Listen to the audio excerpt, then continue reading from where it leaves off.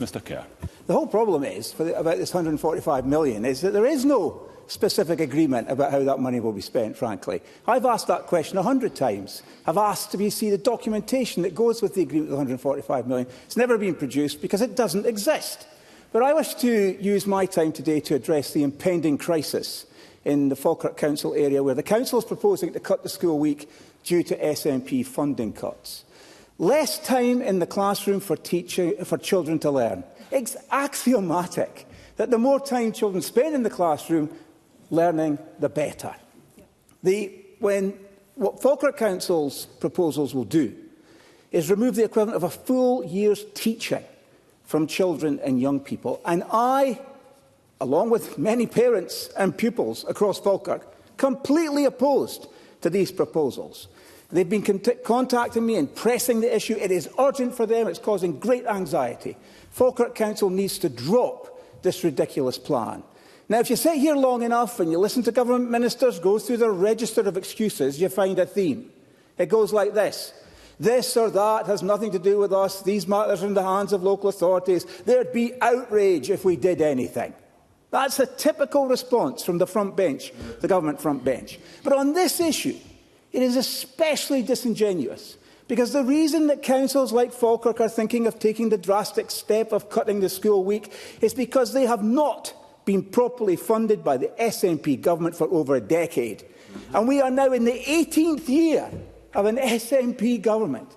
And the SNP can no longer pass the buck for the mess that they have created.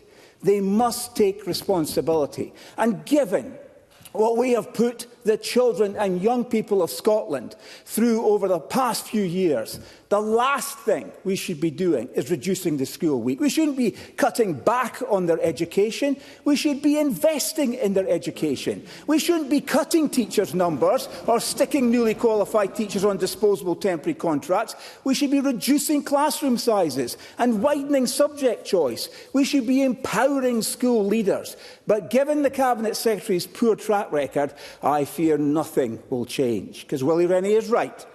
The Cabinet Secretary is living in a parallel universe, not the real world.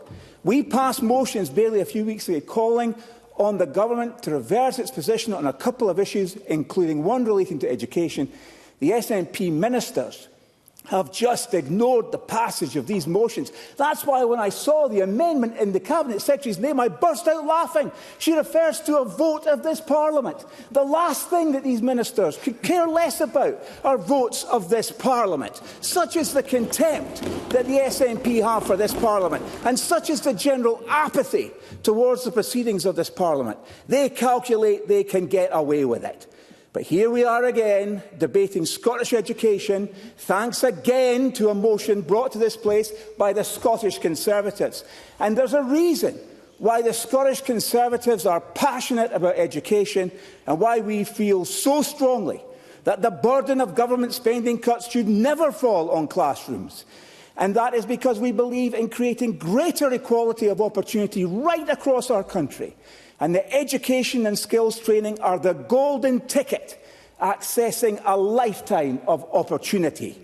And if it really needs to be explained to members of the SNP government how awful the consequences of cutting the school week are on children and young people and their prospects, on their families, then frankly these ministers don't deserve to sit where they sit a day longer, because they are failing Scotland.